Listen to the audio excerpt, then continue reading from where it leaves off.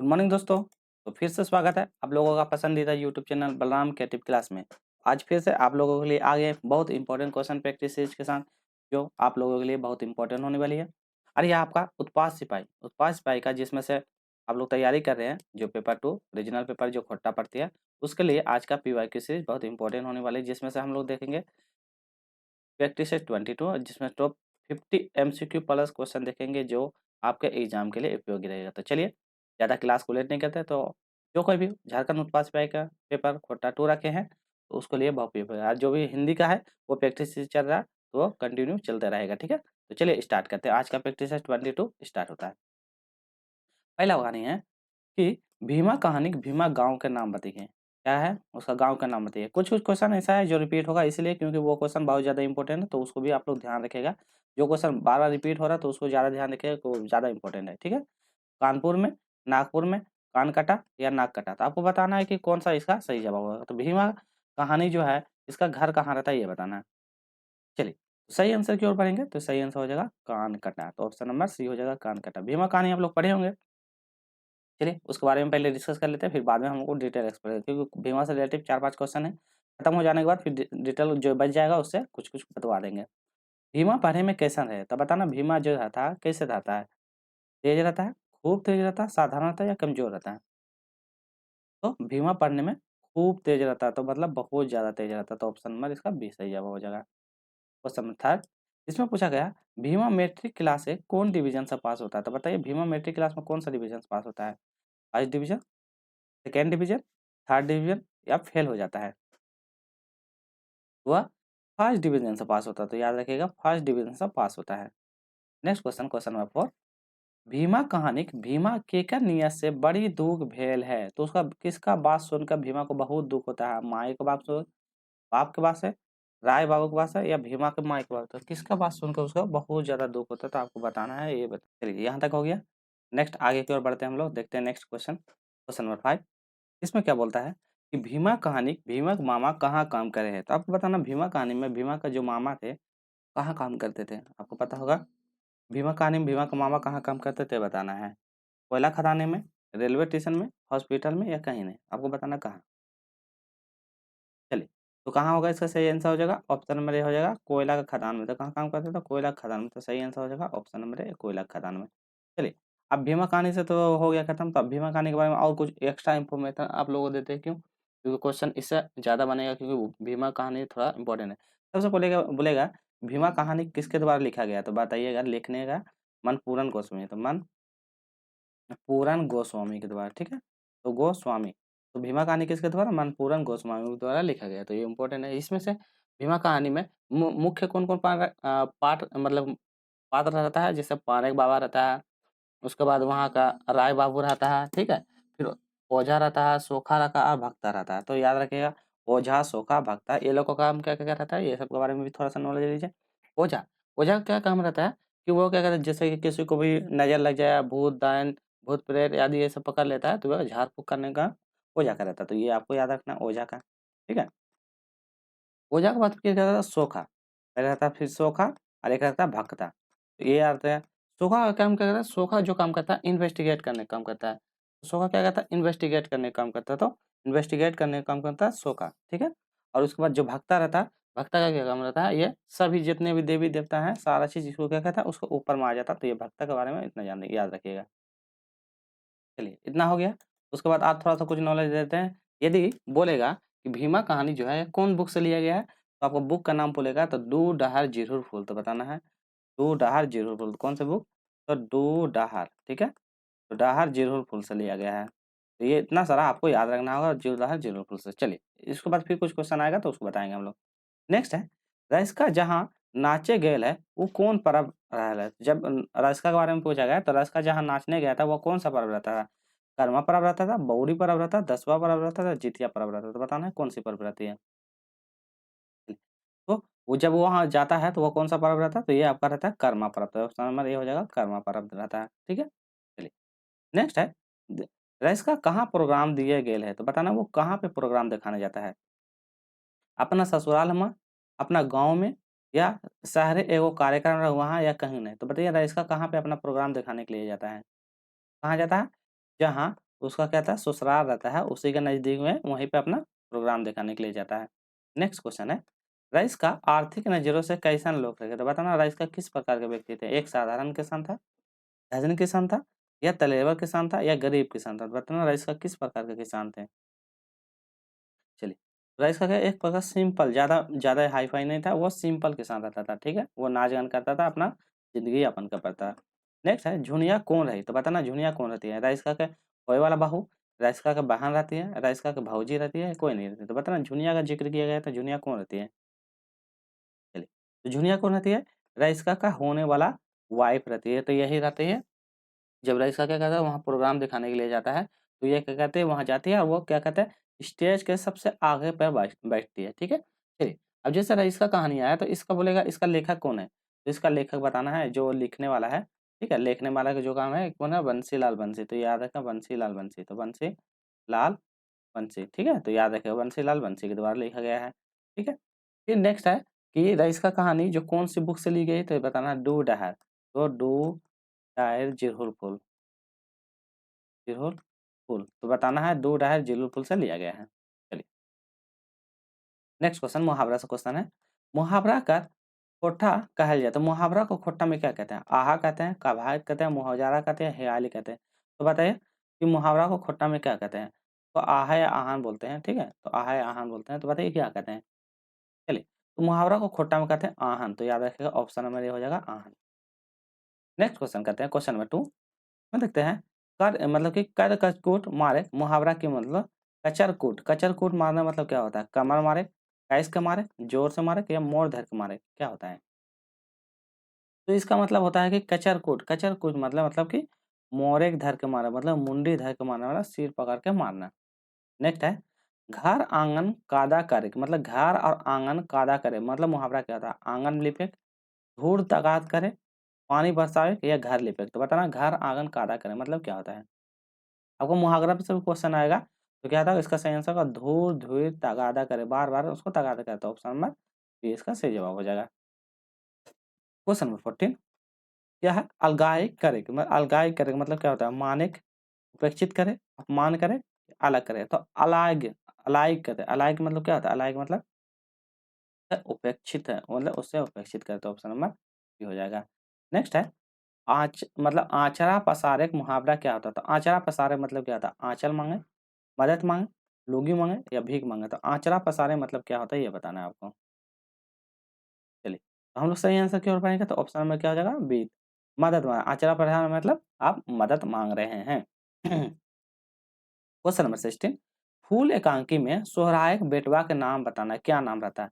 Bucha नाम रहता है, सुरु नाम रहता है, बादो नाम रहता है या पाछू नाम रहता है?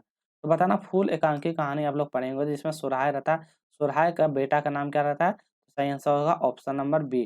देखिए इसको याद करना है, सो से सोहराय, सो से शुरू, याद सो से सोहराय, सो से शुरू। अगला है, फूल पाठ कैसन रचना लगे? तो फूल पाठ कैसन रहता है? कहानी है, एकांकी नाटक है, लघु कथा है या लोक कथा है? तो फूल कहानी मतलब क्या है आपको बताना है। फूल एक प्रकार क्या है? एकांकी रूप से नाटक है, तो ऑप्शन नंबर बी हो जाएगा नाटक है। क्वेश्चन नंबर 18 फूल एकांकी कर पात्र लागे है सोहराय, बूचा सिंह, सुगना माझी इस सभी। तो फूल एकांकी का पात्र कौन लगता है ये बताना है। तो फूल एकांकी का पात्र लगता है ऑप्शन नंबर सी, क्या है? एक सोहराय रहता है, एक बूचा सिंह रहता है, एक सुगनी रहता है। तो देखिए इसमें फूल एकांकी कहानी आप लोग पढ़े होंगे, तो फूल एकांकी कहानी में क्या रहता है? एक बूचा सिंह जमींदार रहता है और क्या कहता है इसमें सोहराय नाम का एक मुख्य पात्र हीरो का रोल करता है, तो ये क्या आता है? हीरो रहता है, ठीक है? तो क्या कहता है बूचा सिंह इसके पास आता है, जिसका मतलब एक मतलब कि दाहिना वाला जो बैल रहता है वो मर जाता है, तो ये बात आता है बूचा सिंह बोलता है कि ठीक है बूचा सिंह, तुम क्या करो, तुम अपना मतलब मेरा बैल ले लो, तुम अपना खेती-बाड़ी करो, बट तुमसे एक शर्त है कि तुम अपना तुम्हारा जो बोन धारी वाला जो खेत है, वो खेत हमको दे दो। तो फिर ये जाता अपना पत्नी से बोलता है, तो बोलता है नहीं, नहीं, नहीं देना है, तो फिर उसी के दौरान ये सब बहुत कहानी है। फिर उसके बाद क्या होता है, इसी के साथ इसका एक दोस्त मिलता है सुगना, ज़िक्र क्या है जो सुगना मांझी रहता है, इसी इसी के वाइफ़ के साथ मिलती है, तो इसका वाइफ़ का नाम रहता है याद रखना सुमति। सुमति के साथ मिलती है सुगना की वाइफ़, तो सुगना की वाइफ़ का नाम रहता है, क्या नाम रहता है? इसका नाम है सुनिया। तो सुनिया के साथ ये दोनों मिलती है और ये दोनों डिस्कस करती है, तो बोलता है ठीक है, मेरा पास भी एक है, मेरा पास एक गाय मतलब मरा हुआ है, एक एक मेरा पास भी एक बचा है, तो तुम अपना वाला दे देना, मेरा वाला ले लेना, ऐसे करके आदान-प्रदान करके हम लोग क्या करें, खेती-बाड़ी कर लेंगे। तो इसी तरह कर लेता है, इसीलिए इसे बोलता है कि दोनों में दोस्ती हो जाता है, तो यही कहानी इसका ज़िक्र किया जाता है, फूल कहानी। चलिए, फिर बोलता है सोहराय कैसन लोक लागे, साधारण, गरीब, धनी या तलब। तो सोहराय कैसा लोक रहता है, यह बताना है। तो सोहराय कैसा रहता है, एक गरीब किसान रहता है। तो सोहराय कैसा है, एक गरीब किसान रहता है। तो ये भी हमको याद रखना। अब फूल किसके द्वारा लिखा गया, तो यह शांति भरत के द्वारा लिखा गया। तो शांति भरत के द्वारा लिखा गया फूल एक कहानी, ठीक है। चलिए, अगला है चित्रा रानी। चित्रा रानी भी आपको पढ़ना है, हम सिलेबस में डिस्कस नहीं किए थे, पर आपको चित्रा रानी इंपॉर्टेंट है, इसको पढ़ना है। चित्रा रानी पाठ के लिखल है, एक झा के द्वारा, श्रीनिवास पाणिनि जी, शिवनाथ पामानी जी के द्वारा, डॉक्टर बी एन ओदार के द्वारा। अब बताइए कौन सा किसके द्वारा लिखा गया है। चलिए, तो सही आंसर कौन होगा, तो ऑप्शन नंबर सी होगा। चित्रा रानी शिवनाथ परमाणिक जी के द्वारा लिखा गया, तो ये इंपॉर्टेंट है, शिवनाथ परमाणिक जी के द्वारा लिखा गया 1000, ठीक है। चलिए, बी एन ओदार के द्वारा आपको तो पता ही होगा, बी एन ओदार के द्वारा कौन कौन कहानी लिखा, जो सोन माटी का टान। तो बी एन ओदार के द्वारा सोन माटी का टान, याद रखिएगा, सोन माटिक टान। तो सोन माटिक टान बी एन ओदार के द्वारा लिखा गया है, ठीक है। तो ये आपको याद रखना है। जैसे श्रीनिवास पानूरी जी है, तो पानूरी जी के द्वारा बहुत सारा ये खोट्टा रत्न ये सब खोट्टा का किला वगैरह, मतलब खोट्टा का ये एक मतलब कि जड़ कहा जाता है। तो शिवनाथ परमार जी एक झा को क्या कहता है, इसको मौसम विज्ञान कहा जाता है। तो मौसम विज्ञान के नाम से भी जाना जाता है एक झा को, ठीक है। फिर मतलब कि इसको और क्या मौसम विज्ञान हो गया, और सभी अन्य नाम से जाना जाता है, ठीक है। तो ये सब याद है। जैसे बी एन ओदार का इसको शब्द साची, तो शब्द साची, तो शब्द साची के नाम से भी इनको जाना जाता है, ठीक है। चलिए, इसको और एक नाम से झारपात, हाँ झारपात के नाम से भी जाना जाता है एक झा जी को। चलिए, नेक्स्ट क्वेश्चन है, चित्रा रानी का पाठ कैसा रचना लगे, कहानी है, निबंध है, एकांकी है, लोक कथा है। तो चित्रा रानी पाठ कैसा लगे बताइए आपको। तो क्या है, एक प्रकार का लोक कथा है। लोक कथा क्या होता है, लोक कथा किस मतलब क्या होता है कि जैसे कि आपका सुनी सुनी कहानी जो होता है, इसका क्या होता है, संकलन करता होता है, ठीक है। संकलन करता है, तो इसका होता है संकलन करता है, ये कहानी नहीं होता है, ये संकलन कहानी के ही पार्ट रहता है। इसी को सुना सुना रहता है, जो आप लोग बचपन में भी सुने होंगे। तो इसे क्या कहता है, संकलन करता रहता है। तो इसको संकलन करता के द्वारा कहते हैं। चलिए, नेक्स्ट है, तीसरा रानी लोक कथा में गोलवारी जमींदार काय गो बेटा है, तो बताइए उसको बेटा कै ठो रहता है। 3 गो रहता है, 6 गो रहता है, 5 गो रहता है, 1 गो रहता है। बताना क मतलब चित्रा में इसमें पूछा गया है कि गोलवारी ज़मींदार का कै ठो बेटा रहता है? तो याद रखिएगा 3 गो बेटा रहता है, तो ऑप्शन नंबर ए हो जाएगा, 3 गो बेटा रहता है, ठीक है? तो तीनों बेटा के बारे में याद रखिएगा। नेक्स्ट है, गोलवारी ज़मींदार अपन बड़ बेटा के बियाह शादी कहाँ कर ज़मींदार घरे करता है? रामगढ़ के ज़मींदार, सिकरिया पर ज़मींदार, पदनिया ज़मींदार या कहीं नहीं? अब बताइए कहाँ पे ज़मींदार के साथ करता है? तो सिखरिया ज़मींदार का वक़्त रहता है। तो ये लंबा कहानी है, इसमें रहता है कि ये अपना बेटी का शादी करवा देता है, बचपन में ही शादी करवा देता है, जिसका नाम क्या होता है, फिर बाद में इतना खर्चा ये कर देता है, ये राजा, ठीक है? इतना खर्चा कर देता है जिसकी वज़ह से इसको टेंशन हो जाता है, टेंशन की वज़ह से मृत्यु हो जाती है। मृत्यु दौरान फिर होता है, वहाँ का एक विलन रहता है, ठीक है? वो उसको क्या कहता है, उसका बेटा लोग को बहुत काम-वाम करवाता है, फिर उसका बेटा वहाँ से भाग जाता है, कहीं और जाता है। इस तरह करके कहानी बहुत लंबा है, फिर किसी वीडियो में और हम ज़िक्र करेंगे इसको। चलिए, अगला कहानी है, मुरफुच का कोन रख में रचना लगे। कहानी है, एकांकी है, लघु कथा या लोक कथा। मुरफुच का कोन रख में रचना लगे आपको बताना है। मुरफुच का क्या है, एक प्रकार का लघु कथा। तो ऑप्शन नंबर सी याद रखिएगा, लघु कथा है। तो मुरफुच का एक प्रकार का लघु कथा है। मुरफुच का पाठ कौन किताब से संग्रहित, बताइए कौन सा किताब से लिया गया था? दूध डार जीरो फूल, दूध डार पास फूल, खोट्टा गैत पर संग्रह या खोट्टा काठे गैत खरी। बताइए मुरफुच का कौन सा ये से लिया गया है? तो मटकुरा किसका है? डू डहार जीरो फुल। तो याद रखा, डू डहार जीरो फुल। यहाँ पे ऑप्शन नंबर ए हो जाएगा, डू डहार जीरो फुल। अब बोलेगा मुरफुचका किसके द्वारा लिखा गया है, तो बताना है गिरधार गोस्वामी। तो याद रखना, गिरिधार गोस्वामी। तो गिरधार गोस्वामी के द्वारा लिखा गया है, तो याद रखिएगा। नेक्स्ट क्वेश्चन है, विजय नीरू से की रकम अपन भाव रखल, तोय हमार माने ढूक गेल है, मतलब तुम मेरा मन में बस गया है। हमार जानवा तोरे ठीक लगा, मतलब मेरा जान तुम्हारे पास ही बसा हुआ है, बार-बार मैं तुम्हारा ही याद आता है। तोरे गोटे ज़िंदगी अपन ठीक रखे पारो, मतलब कि अब पूरा अपना ज़िंदगी तुम ही पे मतलब निछावर कर देंगे, ये क्या है? तो ऑप्शन नंबर डी बोलता है सभी। बताइए, वीरू मतलब विजय और नीरा का बात क्या है? तो नीरा और नीरा का बात किया गया, तो इसमें बोलता है कि क्या अपना भाव रखता है? तो क्या कहता है, ये सारा का सारा भाव रखता है, नीरा से बात करता है अपना। नेक्स्ट है, नौकरी पावे के लिए तारीख प्रभात की कहा रहते हैं। तो ऊ तो खत्म हो गया। चलिए, नौकरी पावे के लिए तारीख प्रभात की करल क्या करता है? घूसखोरी, फरेबी, मतलब कि फरबंदी या फेरेबी, ये सभी। तो बताइए क्या बात करता है नौकरी के बारे में, वो क्या क्या बोलता है? तो ये क्या बोलता है, क्या है, चारों तरफ घुसखोरी, यहाँ होता है घुसखोरी, मतलब चारों तरफ घुसखोरी है, फेरेबी है। तो सारा सारा चीज पूरा भ्रष्टाचार भरा हुआ है, नौकरी जल्दी नहीं मिल सकता है, ये कहता है। प्रभात कहानी के बारे में आप लोग आ गया, प्रभात के बारे में भी अभी बताएंगे, ठीक है। चलिए और जिक्र करेंगे, अभी आएगा क्वेश्चन उसके बारे में। परवरी नाय रहेल से लाख बुधगर और तेजगार कर कितनी दशा, मतलब कि यदि आप परवरी मतलब नहीं कीजिएगा, क्या होता है प्रमोशन, प्रमोशन नहीं, यदि आप घूस डायरेक्ट बोलता है घूस यदि नहीं दीजिएगा, तो घूस नहीं दीजिएगा तो कितना भी तेज रहिएगा तो भी क्या दशा होगा, पूछा है। कदर नहीं होता है, उछाल नहीं जाता है, कहीं ठाट नहीं, इतनी तो बताइए क्या नहीं होता है। तो ये बोलता है कि अभी का समय है, घूस का ज़माना है। घूस का ज़माना में क्या होता है, यदि कितनों भी लाख बुध कर मतलब कितनों भी तेज तर्रार रहने से भी क्या होगा, नौकरी का उम्मीद कम ही रहेगा। और ये कौन सा बुक से लिया गया है, याद रखना, हरियारे हरियारे हरियारे हरियारे, ठीक है। तो हरियारे हरियारे से लिखा गया है, तो ये याद रखें, इम्पोर्टेंट है। और इसका लेखक है गजादा, डॉक्टर गजाधर महतो, डॉक्टर गजाधर महतो। तो याद रखना डॉक्टर गजाधर महतो, डॉक्टर गजाधर महतो को लिखा गया है। चलिए नेक्स्ट क्वेश्चन देखिए, इसमें पढ़िए, नियम कानून कर कोनो सह सोरसा नाय शिकायत करवाए, गुहार करवाए, चेचाक चेचाक अपन चुप होवे हते, तो व्यवस्था और ऐसन वरना कोथो पावेल है। तो ये पूछा है, नियम कानून का कोई मतलब कि कोई सुनवाइया नहीं करता है। कौन सा बुक से लिया गया है, इसका से है, फूल से है, हमो खराब है, हरे हरियर, कौन सा ये से है। तो ये कौन कहता है, प्रभात बोलता है, ये हरियारी हरियारी से लिया गया है। तो ये याद रखना, प्रभात के द्वारा हरियारी हरियारी से। नेक्स्ट है, प्रभात के कौन चीज में एगो नवतन इंजोर तरे लगल, तो कौन चीज करता है जिसमें से उसको नया इंजोर तरे लगता है, क्या लगता है, सोन पाता, सोना पाता इसलिए, बेसी कीमत सामान पाता इसीलिए, या नाला में पानी बहते हुए देखता है इसीलिए, या ज्ञान पाता है इसीलिए। तो बताइए क्या होता है। तो उसको क्या लगता है, नाउथन इंजोर तरी लगता है जब नाला में क्या कहता है, ये जब मोटर पंप खरीद के लाता है, तो मोटर पंप खरीद के लाता है गाँव में, जब गेहूँ के खेती स्टार्ट करता है सबसे पहले, तो यहाँ से जब पानी छोड़ता है तो क्या कहता है, नाला में पानी जाते हुए देखता है, तो उसको बहुत अच्छा, बहुत सुकून टाइप का मिलता है कि चलो मेरा पढ़ा हुआ जो भी है वो मेरा प्रयास सफल हुआ। अगला है, भुवनेश्वर साहू का लिखल कहानी का नाम बताइए। मांझो, सोनमाटिक, फरीदार या कौन है। तो बताओ भुवनेश्वर साहू के द्वारा लिखा गया कहानी का नाम क्या है। तो क्या है, भुवनेश्वर साहू, आप तो पढ़े होंगे। मांझो, मांझो के बारे में जिसमें मानव जाति विनोद रहते हैं, तो इसके बारे में जिक्र किए हैं। चलिए, मांझो कहानी में कौन अस्पतालें भर्ती रहती है, कौन रहती है, रांची मेडिकल कॉलेज, बोकारो मतलब अच्छा मांझो जो कौन अस्पताल में रहती है, रांची में रहती है, बोकारो जेनेटिक में रहती है, धनबाद अस्पताल में रहती है, कोई नहीं। वो कहाँ पे रहती है, रांची का जो मेडिकल कॉलेज है वहाँ पे जाकर हॉस्पिटल रहती में एडमिट रहती है। चलिए नेक्स्ट है, मांझो कहानी, मांझो कर बिहार शादी केकर भैया किससे बेहतर था, विनोद से, मदन से, रमेश से, राजेश से।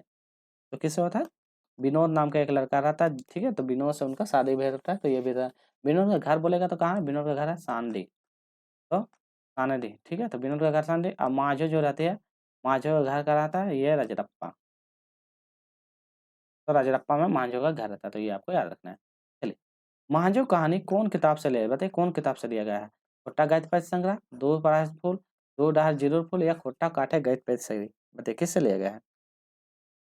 तो मान लो आपका खोट्टा गद्य पद्य संग्रह, तो सही आंसर होगा खोट्टा गद्य पद्य संग्रह, ऑप्शन नंबर है। अब बोलेगा इसका लेखक कौन है, तो इसका लेखक भुवनेश्वर साहू, तो याद रखा भुवनेश्वर साहू। चलिए अगला क्वेश्चन करेंगे, क्वेश्चन नंबर 36। रवि आप मतलब कि समाज क्या है, सपना की देखा, तो रवि नाम से कहानी आ गया, ये आपका काम था शोध माटिक टान, तो शोध माटिक टान से बुक मतलब इससे है कहानी से। तो बताना है राजीव का सपना आता तो क्या कहता है, ओकर आयो खूब बीमार है, ये सपना दिखता है, तथा ना घूरे रे बेटा, तो ये उसको फिर दादी बोलती है कि घूम नहीं आया रे, तो जरूरत है बेटा एक गाँव में, इस सब है। तो बताइए राजू सपना में क्या देखता है, रवि शर्मा में क्या देता है, तो यही होता है उसका बहुत बीमार है, और बोलता है कि तुम बेटा तुम तो गया पर घूम के नहीं, उसका दादी बोली थी नहीं कि तुम जात रहे हो पर घूम के वापस जरूर आना। चलिए अगला देखते हैं, इसमें बोलता है सपना आवेग दशा देख रवि अपन माए बाप से की कहते, जब उसका सपना आता है तो उसको दशा से उतरने के बाद नींद खुलता है, तब सुबह उठ के अपनी मम्मी के पास क्या कहता, हम आयो ठीन जा रही हो, हुए जाओ और अपन घरे बना रहा, आगे मतलब अगर गांव सेवा करब, इस सभी तो बताइए, बोल रहा है कि हम वहाँ जा रहे हैं, वहाँ जाके वहीं पे रहते हैं और गाँव का सेवा करेंगे, तो बताइए क्या होगा। तो सही ऑप्शन नंबर डी, ये सारा चीज़ ज़िक्र करता है कि हम वहाँ जा रहे हैं, वहाँ करेंगे, वहाँ सबका सेवादान करेंगे। चलिए, रवि अपन पढ़ाई कर बारे में की कहल क्या कहता है, खेती बाड़ी की पढ़ाई कर रहे हो, मतलब खेती बाड़ी तो पढ़ाई किए हुए हैं, शहर में हमारा की काम है, शहर में मेरा क्या काम है? खेती-बाड़ी किया है तो मेरा तो गाँव में काम होगा। खेते तो हमारा काम, तो वो बोल रहा है खेत में ही तो मेरा काम है। ऑप्शन नंबर डी बताइए क्या होगा सही? तो ये सारा का सारा बात बोलता है अपना मम्मी और पापा से ज़िक्र करता है कि हम तो एग्रीकल्चर का पढ़ाई किए हैं, तो यहाँ पे क्या करेंगे? मेरा तो वही काम है ना। चलिए, धर्म कर्म कहानी के मुख्य पात्र देखिए इसके बारे में आ गया तो थोड़ा-सा अभी कहानी के बारे में सोनमार्ग टान के बारे में बता देते हैं। सोनमार्ग टान किसके द्वारा लिखा गया है? तो बताइए बी.एन. ओदार के द्वारा। Doctor BN. ओदार जी के द्वारा लिखा गया है सोनमार्ग टान इम्पोर्टेंट है, इसको ध्यान में रखिएगा जिसमें रवि रहता है, तो पिताजी इसका मतलब ये लोग जो रवि के पिताजी लोग 3 भाई रहता है, जो एक डॉक्टरी का काम करता है, एक एग्रीकल्चर का काम करता है। फर्स्ट वाला ये इसका फर्स्ट वाला जो पिताजी डॉक्टर, सेकंड वाला जो रहता है एग्रीकल्चर का काम करता है, ठीक है? और थर्ड वाला जो रहता है ये श्रम विभाग में कल्याण का काम करता है, तो ये इम्पोर्टेंट है, इससे क्वेश्चन बनता है, इससे क्वेश्चन बहुत इम्पोर्टेंट है और ये भी है। रवि के द्वारा 2-3 काम करता है, जब वहाँ जाता है तो वहाँ देखता है कि एक आदमी कीड़ा लगा हुआ रहता है, तो फिर क्या कहता है, हुतुतु करके उसको भगाता है, तो फिर क्या कहता है ये वहाँ से जो है ब्लॉक से फिर वो दवाई लाके उसको दे देता है, फिर वो काम कर देता है। फिर वहाँ जो मतलब कि भूत-प्रेत की ये सब अफ़वाह जो फैली हुई रहती है, उसको भूतों को भूत पकड़ा हुआ रहता है। तो फिर उसको भी क्या कहता है, दवाई के माध्यम से ठीक करवाता, तो ये सब काम करता, तो ये सब भी आपको याद रखना है इसके बारे में।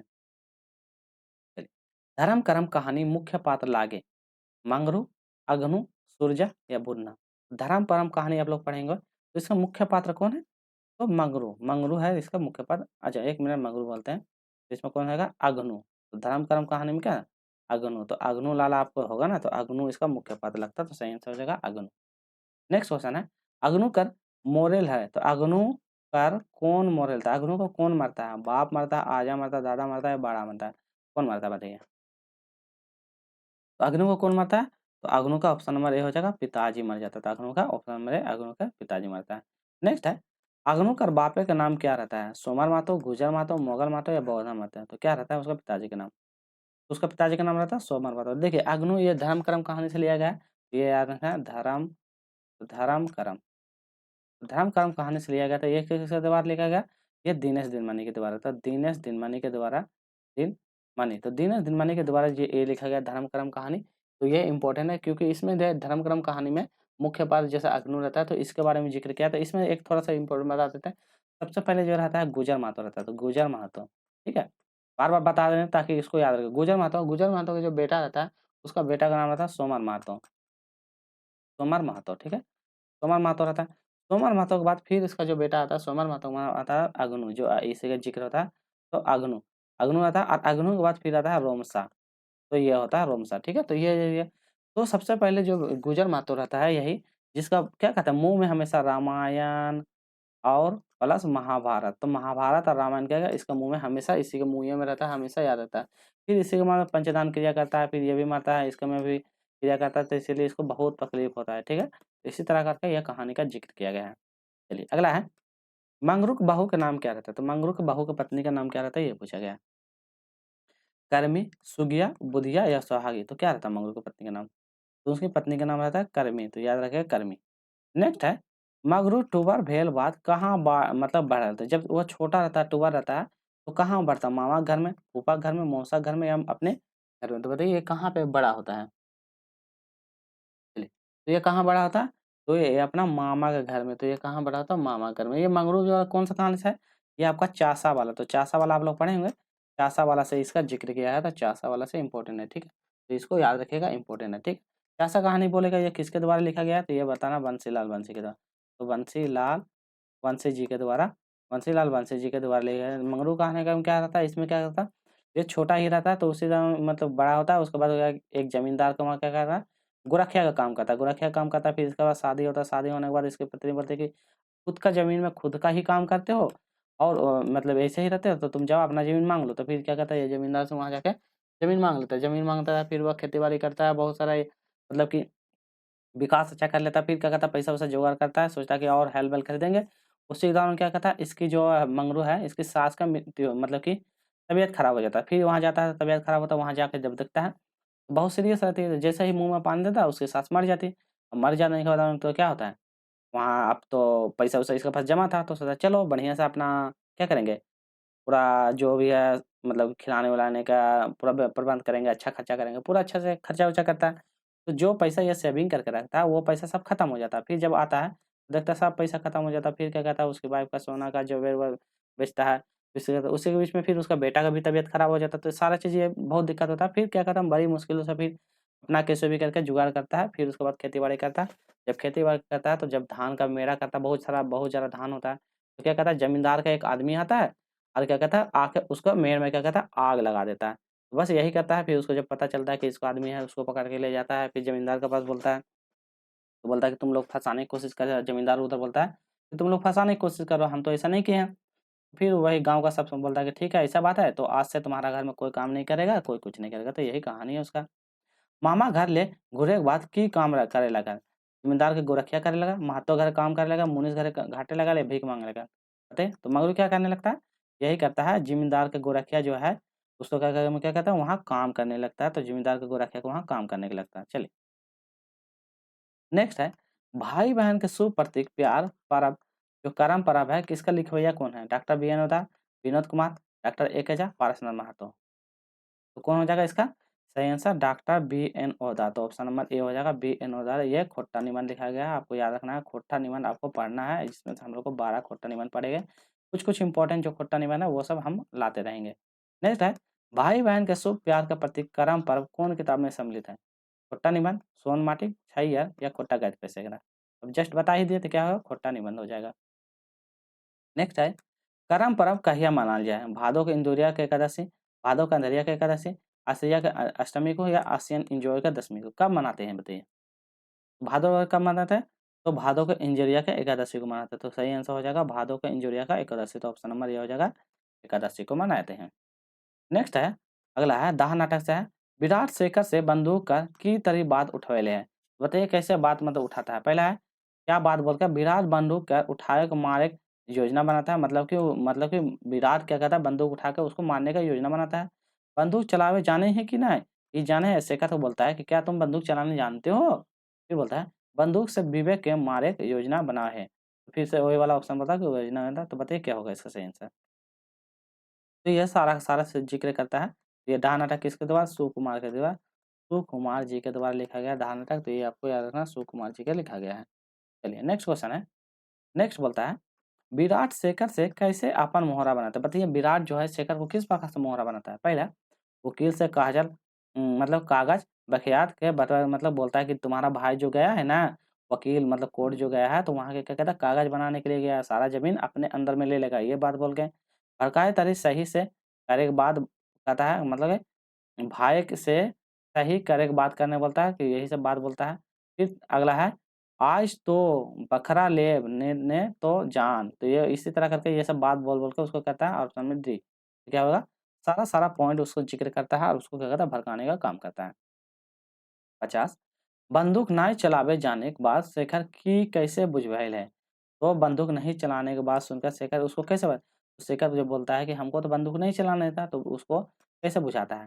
तो खाली कह रहा छाप करिए हुआ, तो मतलब क्या था, तुम सिर्फ वहाँ पे रहना। एक क्या बोलता है, एक से दबंग से तोड़ कजवाइन से सही कर देते हैं, ठीक है? और बोलता है एक से साँपे मार दो और डाँगों नहीं टूटो, मतलब इससे क्या हो जाएगा, साँप भी मर जाएगा और डाँटे भी, मतलब वो भी मर जाएगा और तुम्हारा मतलब कि तुम्हारा नाम भी नहीं आएगा। तो इस तरह करके उसको बोल कर क्या कहता है, भड़का देता है। तो क्या होगा सही का सही ऑप्शन नंबर डी। सारा-सारा बात बोलता है उसको द्वारा ये करता है। चलिए अगला है, मास्टर गुलाब पढ़े लागिन हथिन, तो ई वाक्य में गुला कैसन शब्द है? आपको ये आ गया आपका व्याकरण से, ठीक है? तो व्याकरण से हम लोग 15 क्वेश्चन करेंगे, तो व्याकरण से 15 क्वेश्चन करेंगे। एकवचन है, द्विवचन है, बहुवचन है, क्रिया है। तो बताइए मास्टर गुलाब ये वाला क्या होगा, इसके बारे में बताइए। चलिए, तो इसका सही आंसर बताइए क्या होगा इसका सही आंसर? तो क्या होगा, ये गुला शब्द कैसन शब्द लगे, तो ये होता है एकवचन, तो सही आंसर होगा ऑप्शन नंबर ए एकवचन। अगला क्वेश्चन है, खोटा ठेठे शब्द ठाकुर के स्त्रीलिंग, बताइए ठाकुर के स्त्रीलिंग क्या होगा? ठाकुराइन, ठकुरी, ठुकरी या ठुकरेनी? तो ठाकुर का क्या हो जाएगा? ठाकुराइन, तो हो जाएगा ठाकुरानी। तो सही आंसर हो जाएगा ठाकुर का ठाकुरानी, स्त्रीलिंग रूप होता है रानी। तो स्त्रीलिंग पूछा है ठाकुर का ठाकुरानी। बहुवचन नहीं पूछा, तो ये भी आपको ध्यान रखना है। देवरानी शब्द में पुल्लिंग बताइए, तो पुल्लिंग कौन है? देवरानी का पुल्लिंग। जेठ, देवर, देवरो या देवरी? बताना है क्या हो जाएगा? तो देवरानी, देवरानी का पुल्लिंग क्या हो जाएगा? देवरानी का पुल्लिंग होगा देवर, देवर से देवरानी। नेक्स्ट है, पूछा गया है, उपसर्ग मतलब कि उपसर्ग कर प्रयोग शब्द कहाँ करल जाए? तो उपसर्ग का प्रयोग कहाँ करते हैं? शब्द के मध्य, शब्द के आगू, शब्द के पीछू, इस सब है। तो बताइए, एक होता है उपसर्ग, एक होता है प्रत्यय। अब बताइए क्या होगा? देखिए, देखिए एक उपसर्ग होता है, उपसर्ग, ठीक है, और एक होता है प्रत्यय। तो इसमें पूछा गया उपसर्ग का प्रयोग शब्द कहाँ कार्यालय, एक होता है उपसर्ग, एक होता है प्रत्यय। उपसर्ग मतलब पहले और प्रत्यय होता है मतलब बाद में। ये बाद में ये होता है, ये पहले प्रयोग किया जाता है, ठीक है। तो बोलता है कहाँ किया जाता है, तो शब्द के पहले। तो उपसर्ग, उपसर्ग मतलब कि इसका पहले, ठीक है, मतलब आगू। और पीछे बोलेगा तो प्रत्यय का इस्तेमाल करते हैं। नेक्स्ट है, इसमें पूछा है दो बटिया शब्द कौन समाज प्रयोग होता है, तो दो बटिया, दो बटिया द्विगु समाज, कर्मधारय समाज, तत्पुरुष समाज या द्वंद्व समाज, बताइए कौन सा। दो बटिया मतलब क्या हो गया, तो दो बटिया मतलब तत्पुरुष समास, तो सही आंसर ऑप्शन में सी हो जाएगा। अगला क्वेश्चन है हेटे लिखल कौन शब्द स्त्रीलिंग शब्द लगता है, कौन सा स्त्रीलिंग शब्द लगता है, कोयरी, महातो, मजाइन, ये सभी। तो बताइए कौन सा स्त्रीलिंग शब्द लगेगा, बताइए। तो इसका सही आंसर हो जाएगा हेटे लिखल कौन सा शब्द, तो ये स्त्रीलिंग शब्द माजिन, तो हो जाएगा माजिन, तो स्त्रीलिंग हो जाएगा माजिन। तो देखिए कोयरी तो नहीं होगा, महातो तो होगा नहीं, सभी तो माजिन, माजिन और स्त्रीलिंग शब्द है। नेक्स्ट है लड़कापन ता कौन संज्ञा प्रयोग होता है, लड़कापन ता कौन संज्ञा प्रयोग होता है, भाववाचक संज्ञा, व्यक्तिवाचक संज्ञा, जातिवाचक संज्ञा, समूहवाचक संज्ञा, बताइए कौन सा होगा। चलिए, तो इसका सही हो जाएगा भाववाचक संज्ञा, तो ऑप्शन नंबर हो जाएगा भाववाचक संज्ञा। नेक्स्ट क्वेश्चन है, इसमें पूछा है यात्रा और बाजारे कौन संज्ञा प्रयोग हुए हैं, तो बताइए व्यक्तिवाचक संज्ञा, द्रव्यवाचक संज्ञा, समूहवाचक संज्ञा या जातिवाचक संज्ञा। तो यात्रा और बाजारे कौन संज्ञा प्रयोग हुए हैं, तो जतरा और बाजारक में जातिवाचक संज्ञा का प्रयोग होता है, तो जातिवाचक संज्ञा से क्वेश्चन बहुत ज्यादा इंपॉर्टेंट है, ये इंपॉर्टेंट आएगा, बहुत ज्यादा क्वेश्चन आएगी। तो सही भात में मूल शब्दक संगे कौन कारक विभक्ति प्रयोग लगे, मतलब प्रत्यय लगता है, कारण, संबंध, अपादान या संपादन, तो बताए कौन सा मतलब कि विभक्ति या प्रत्यय लगता है। सही भाते तो कौन सा प्रत्यय है, संप्रदान, तो ऑप्शन नंबर डी हो जाएगा संप्रदान।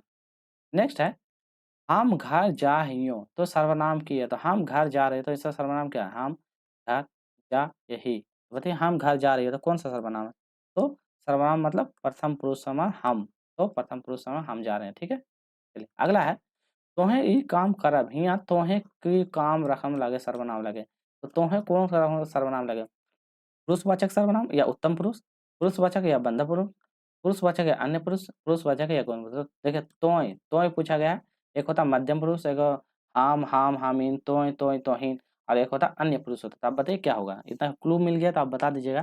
तो तोय तो ये हो जाएगा पुरुषवाचक और उत्तम सर्वनाम, तो हो जाएगा पुरुषवाचक और उत्तम पुरुष। नेक्स्ट है, इसमें पूछा है साधु के स्त्रीलिंग रूप बताना, साधु के तो साध्वी, साधुवाइन या साध्वी या साधुआ, बताइए क्या होगा साधु के स्त्रीलिंग रूप। तो ये तो आसान है, कितना बार क्वेश्चन बार-बार रिपीट हुआ है, तो ये तो आसान ही होगा। तो साधु के स्त्रीलिंग होता है साधुआ, तो साधु का हो जाएगा साधुआ, तो सही होगा। अच्छा स्त्रीलिंग पूछा है ना, साधु का हो जाएगा साधुवाइन, तो एक वचन तो हो जाएगा इसमें साधुवाइन, तो सही हो जाएगा साधुवाइन, ठीक है। चलिए नेक्स्ट क्वेश्चन है नेता का बहुवचन क्या होगा, नेतवाइन, नेतागुला, नेतागुलिन या इस सब। तो नेता का बहुवचन बताइए क्या होगा, तो नेता का हो जाएगा नेतवाइन, तो सही हो जाएगा नेतवाइन, तो हो जाएगा नेतवाइन, ठीक है। एक मिनट यहाँ पे स्त्रीलिंग पूछा है ना, यहाँ बहुवचन नहीं पूछा है, स्त्रीलिंग पूछा, तो यहाँ पे ये वाला में गलत सही होगा। तो ऑप्शन नंबर इसका डी ही हो जाएगा साधुआ, तो साधु का हो जाएगा साधुआ, तो हो जाएगा साधुआ।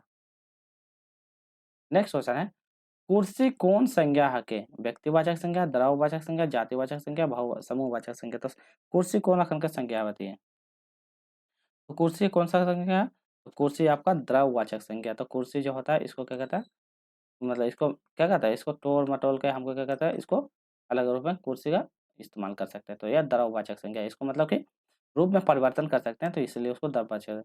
महाभारत ग्रंथ कौन संज्ञा लगेगा, तो ग्रंथ जो होता है कौन वाचक संज्ञा है बता रहे हैं, जातिवाचक संज्ञा, व्यक्तिवाचक संज्ञा, द्रव्यवाचक संज्ञा या भाववाचक संज्ञा?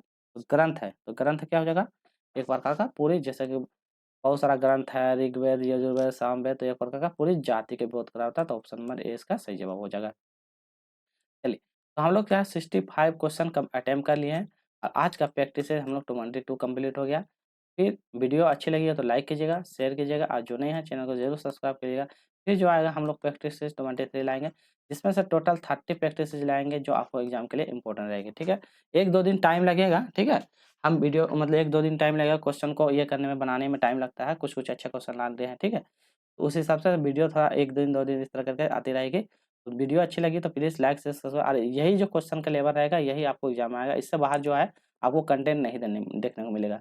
और सारा जो होता है पी वाई क्वेश्चन को एनालाइज करके ही क्वेश्चन को लाए हैं जो एग्जाम में बार बार पूछा जाता है। फिर मिलेंगे नेक्स्ट पार्ट में। आज के लिए इतना ही। Take care, bye bye.